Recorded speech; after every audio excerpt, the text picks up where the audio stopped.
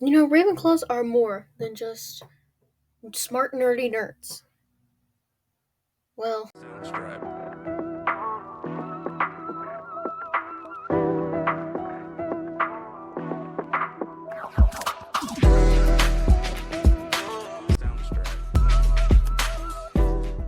what's up, people? Welcome back to another episode of Stars and Garters. I'm Katie Pettit, and happy Ravenclaw Pride Day. It won't be that day. Have been yesterday when this comes out, but today, when I'm recording this, is Ravenclaw Pride Day. It's March 23rd, which is Ravenclaw Pride Day, and obviously, I had to do some kind of episode to celebrate this, as this week will probably be my last week for a while. I'll be taking quite the break after this week.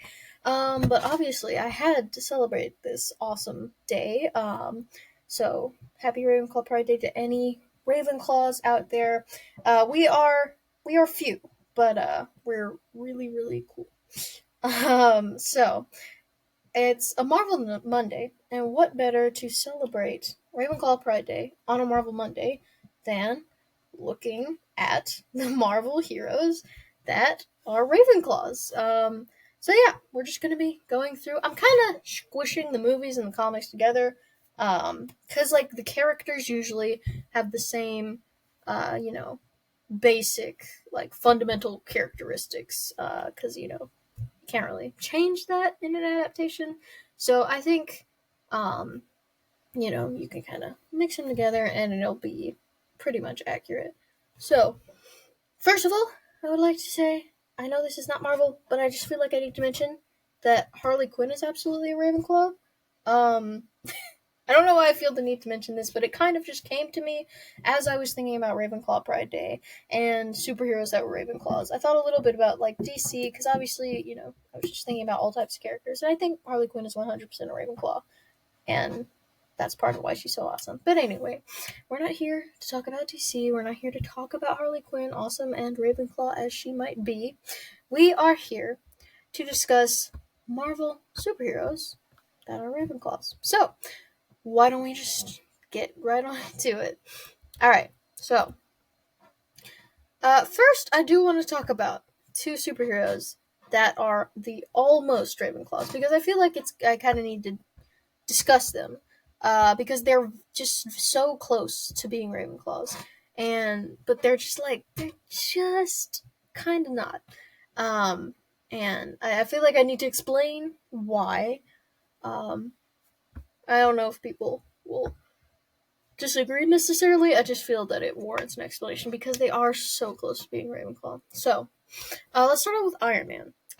So I've sorted most of these characters before in other episodes, but I'm just gonna like spotlight the Ravenclaw ones here. But Iron Man, I had sorted into Slytherin before, so he's obviously very very intelligent, but his ambition and like his visionariness, is that a word? I don't know the other word it would be. Those are like his more prominent character traits. Like you see his just ambition, his working to a goal, working towards the future, him having something set in mind and kind of blocking out everything else for that goal, and like using his intelligence to that goal, uh, specifically. So even though he is really smart and he's like a genius and he invents stuff and all of this, he's still Slytherin because of his just goal-oriented um, character type, I guess. All right.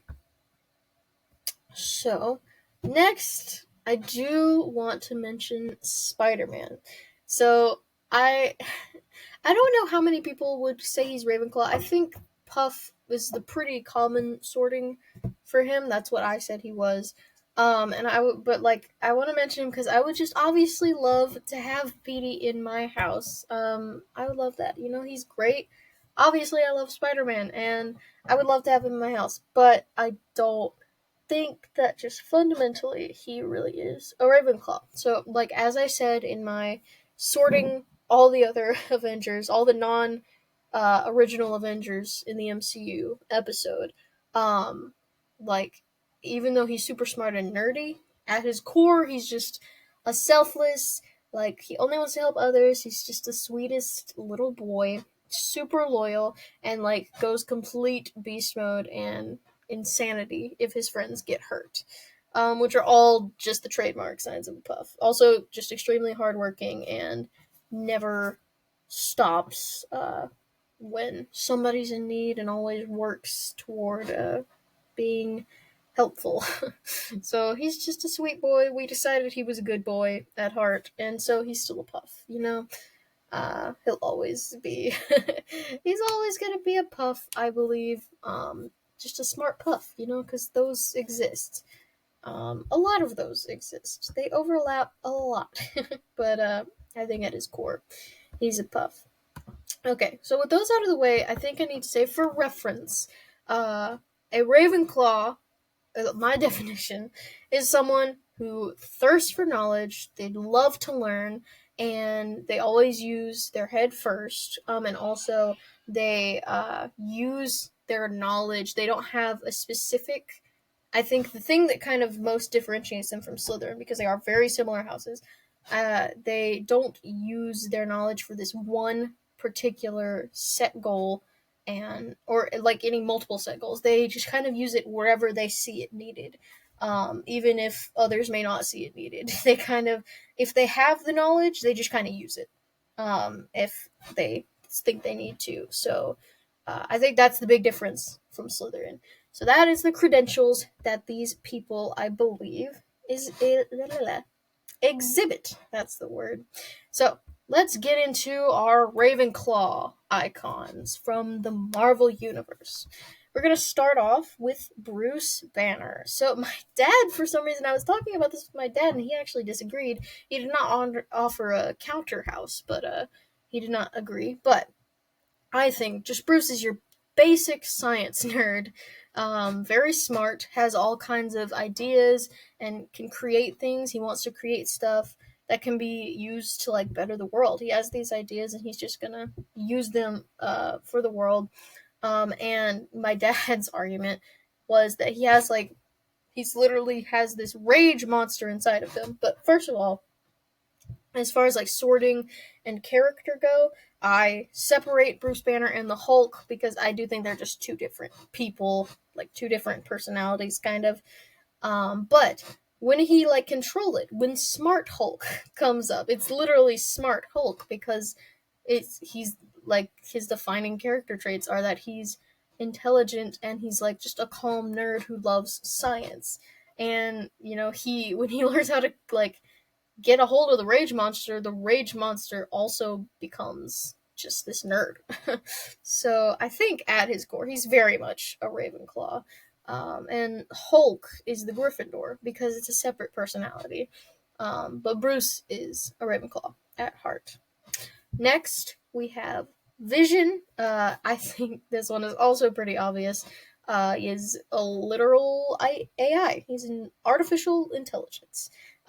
He was born and created as nothing but, like, just knowledge and information. And even though he has developed a personality, he's still, like, at what he is just like this mass collection of knowledge, and he literally cannot see the world through any kind of lens but, like, logic and facts and reasoning. And he has emotions, but it all comes from just a place of, uh, you know, reason and knowledge. So, considering that's, like, literally what he's made of, he's an actual AI, just in a body. I don't think there's another house for him, and yeah, it's just a Ravenclaw. Alright, the next one, love to have her in the house. We have Shuri.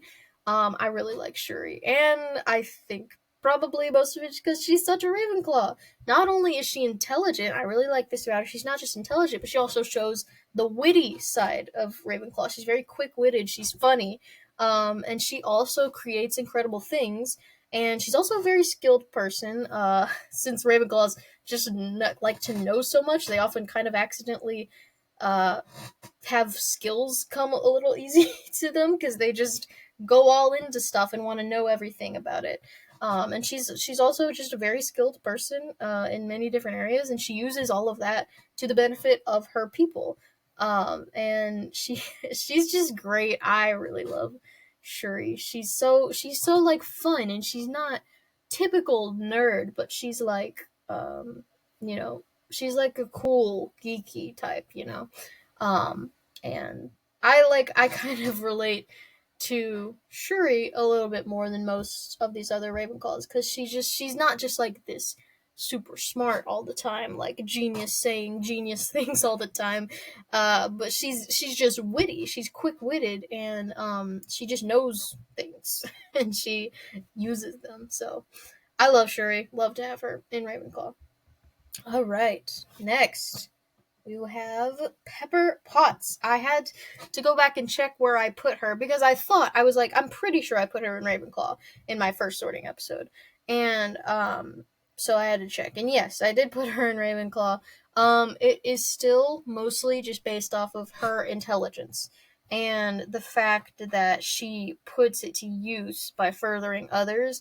I mean, she, like, she manages Tony's like whole industry thing he's got going on, basically, with like no benefit to any specific goal of hers. Not that she's like not her own character and like only exists to serve Tony or whatever.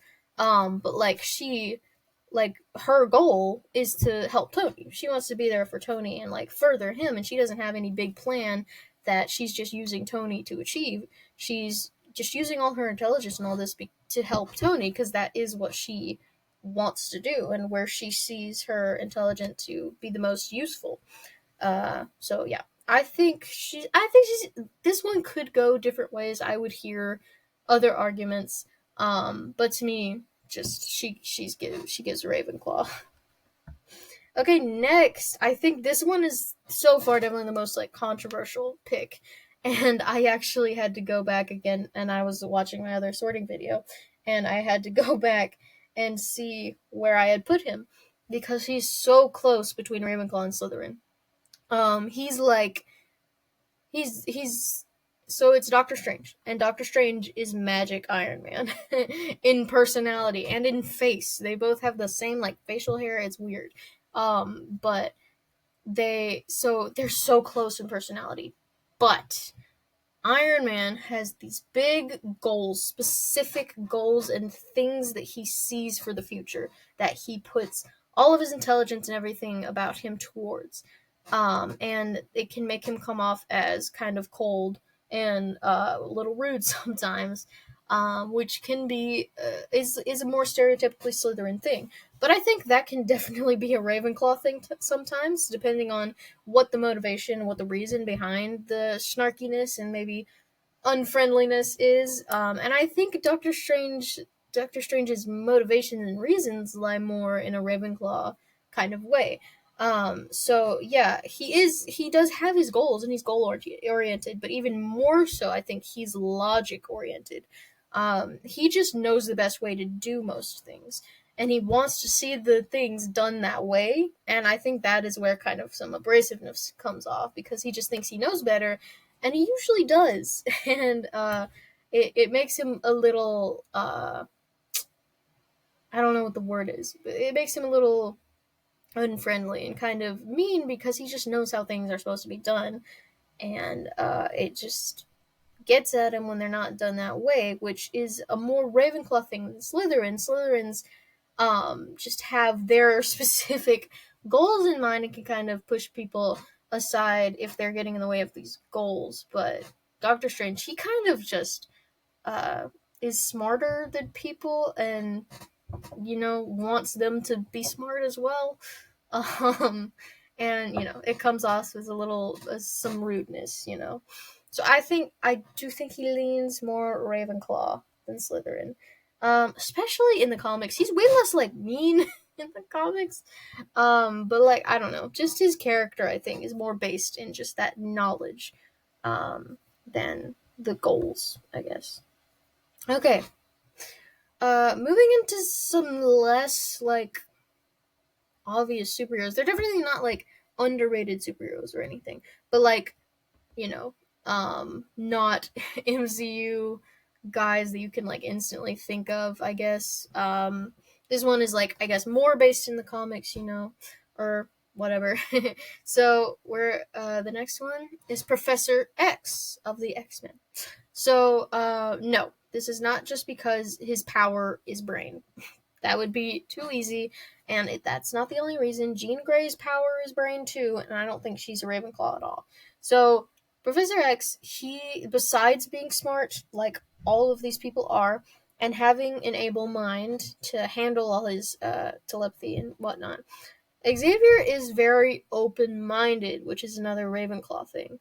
He's always been accepting of all these mutant kids and all their weird abilities, and that's the whole reason he opened the school, to have a place where they can be accepted, and open-mindedness and being willing to learn from other people is a more Ravenclaw thing. So Xavier, he's always been understanding, and or like trying to understand the struggles of these kids, and he wants to teach them how to use their uniqueness. Ravenclaws are also more acceptive of the more eccentric, and so he's always tried to teach them how to use the unique things about them, the kind of weird things about them, to just better the world and use them well. So yes, I think he's definitely a Ravenclaw.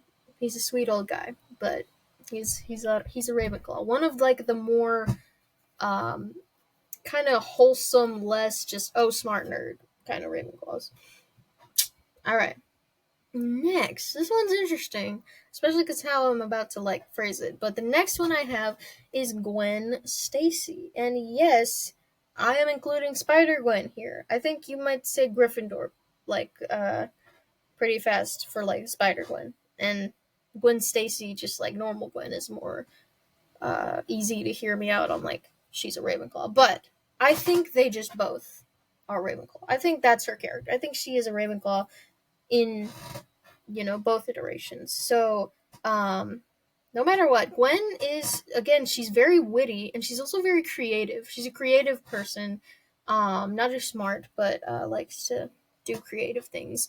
And she also has no problem speaking her mind and telling people when they are wrong, which is that can come off as a very Gryffindor thing, being blunt, but Gryffindors are often blunt about more, I guess, opinions and how they feel about things. And it's because they're like passionate and they feel things very strongly. I think Ravenclaws are just more, they're a little bit more like dry blunt. Gryffindors are kind of like aggressive blunt, and Ravenclaws are a little bit more dry because they tend to be blunt about like facts and stuff and what they know. And I feel like when it can be blunt and outspoken, it's usually not for opinion's sake. It's because like she knows what is right, and she doesn't feel any need to get bogged down in how you feel about something.